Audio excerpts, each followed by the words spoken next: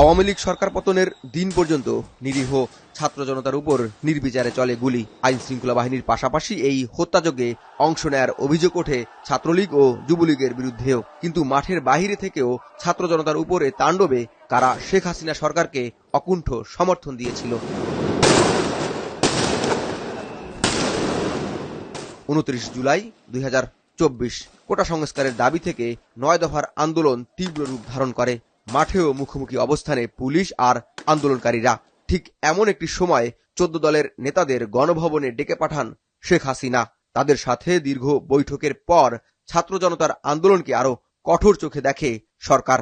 14 দলের যারা শরিক আছে, অনেকেই আছে যারা সরাসরিভাবে আওয়ামী লীগকে সাপোর্ট দিয়ে গেছে, তাদের আলাদা দল হয়েছে, কিন্তু 14 দলে থাকার কারণে হোক বা নিজের উৎসাহের জায়গা থেকে হোক, তারা আওয়ামী লীগকে তারা সাপোর্ট দিয়ে গেছে সবসময়। 2008 থেকে 2024 সাল টানা 16 বছর ক্ষমতায় বাংলাদেশ আওয়ামী লীগ। দীর্ঘ এ সময়ে দলটির জোট সঙ্গী হিসাবে কাজ করেছে হাসানুল হক ইনুর জাসদ, রাশেদ খান মেননের ওয়ার্কার্স পার্টি, আনোয়ার হোসেন মঞ্জুর জেপি এবং নজিবুল বশর মাইজভান্ডারির তরিকত ফেডারেশন সহ 14 দল। গত যে তথাকথিত নির্বাচন বলে রাশেদ খান মেনন বলেছে আমি সাক্ষ্য দিচ্ছি ভোটটা ঠিক হয়নি, তারপরে আবার গেলেন কেন? আপনি অন্যায় দেখে সহ্য করেছেন, অন্যের সাথে থেকেছেন, তো তাই এড়াবেন কিরকম করে? আপনি থাকতেন না, 14 দলে থাকতেন না, জোট থেকে চোর বেরিয়ে আসতেন। আওয়ামী লীগের শরিক দলের অংশ হিসেবে জাসদ সভাপতি হাসানুল হক ইনুকে 2012 সাল থেকে 2019 সাল পর্যন্ত দেয়া হয় তথ্য মন্ত্রণালয়ের দায়িত্ব। প্রথম সারির কয়েকটি টেলিভিশন ও পত্রিকা বন্ধ করার মাধ্যমে গণমাধ্যমের স্বাধীনতা হরণের অভিযোগও রয়েছে তার বিরুদ্ধে।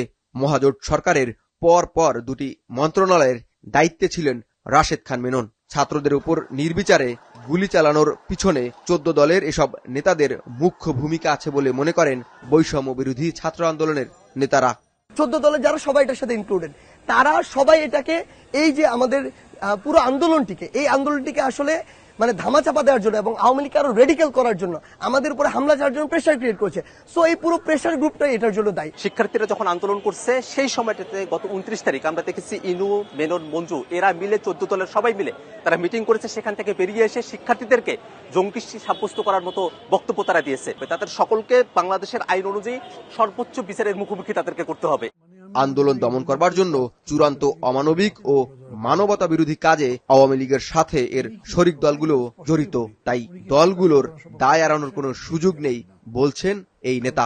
এই আন্দোলনটা যখন চলছে তখনও 14 দলের বৈঠকের কথাটা খেয়াল করেন, তারাই তো সাজেস্ট করেছে কারফিউ দিতে।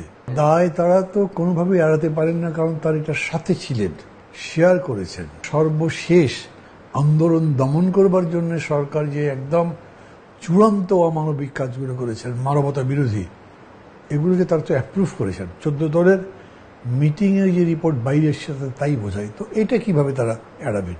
এটা এড়াবার কোনো সুযোগ নেই। এমন অবস্থায় আওয়ামী লীগ ও 14 দলের রাজনৈতিক ভবিষ্যৎ নিয়েও উঠেছে প্রশ্ন। এত ছাত্রকে মেরে ফেলেছে, এত লোককে মেরে ফেলেছে, মানুষের ভিতরে তাদের প্রতি যেরকম রাগ, ঘৃণা, ঘুরে দাঁড়ানো তাদের জন্য আমি মনে করি ডিফিকাল্ট। ওরা ঘিরে গেছে জনগণের নজর থেকে, এরা আর কাম ব্যাক করতে পারবে না। আর এরা তো পলিটিক্যাল পার্টি মানে কি, এই 14 দল, এরা তো আওয়ামী লীগের লেজুর। বঙ্গবন্ধু এভিনিউয়ের আওয়ামী লীগের কেন্দ্রীয় কার্যালয় এভাবেই পুড়িয়ে ভস্ম করে দেয় বিক্ষুব্ধ ছাত্র জনতা।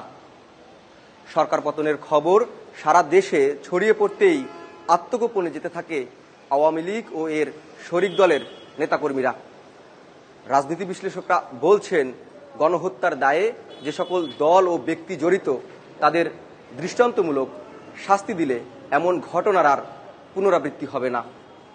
জাওয়াদ মাহমুদ, এখন, ঢাকা।